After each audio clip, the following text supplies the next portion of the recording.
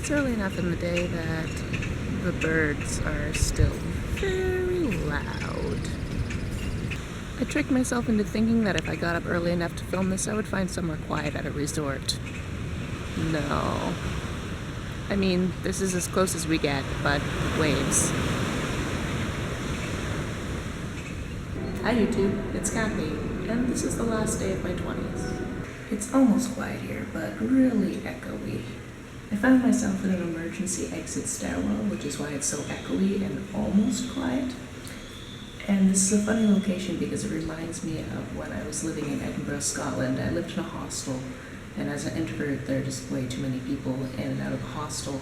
So I used to have what I would call existentialist parties, which was me sitting in the fire escape that people generally didn't use. It was inside the building, and drinking and writing while drunk by myself.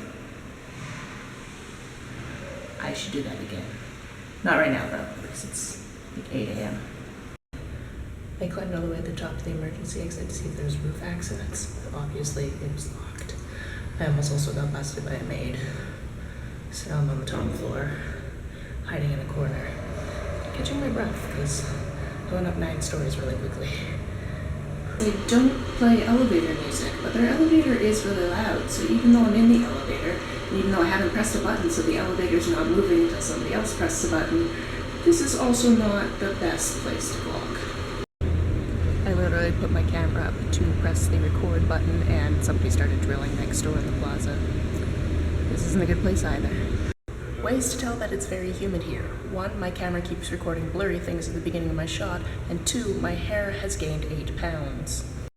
Every time I pass a security guard, I fear that I'm going to have to explain what I'm doing and that it's not going to make any sense to them, but it makes perfect sense to me. It's hot enough that eating these leftover Zumba snacks from last night seemed like it might be an okay idea until I noticed this. Okay, I think I have to give up the idea of finding an actual quiet place to record this video, because there isn't an actual quiet place at a resort. There just isn't. Maybe your own room, but my mom is sleeping there and I don't want to wake her up and I don't want to go on the balcony because it'll be equally loud and yeah. I think that also searching for the perfect place to record is kind of a metaphor for this whole video. And by that I mean, I'm looking for the perfect place to record thinking that that's going to make it easier to record a video that sums up an entire decade of my life. This is the end of my 20s. People tend to think that you'll have something monumental or important to say about a third of your life at this time, and really, I don't. I mean, I could go through achievements and heartaches and all that type of thing that have happened over the last 10 years, but that doesn't make it a exactly cohesive 10 years of my life. Sure, I'm looking forward to putting a different digit at the beginning of my age, but when it all comes down to it, tomorrow I'm not going to feel much different. I'm still just going to be a kid in a grown-up's body. I mean, I'm going on a pirate ship for my 30th birthday. So instead of obsessing about finding the very perfect place to film this video and therefore finding the perfect thing to say to wrap up my 20s, nope. This is good. This is who I am. Everything's not perfect, and I'm perfectly okay with that. Perfection is such a strange thing to attain. Like, I would like to do well. That's what I want.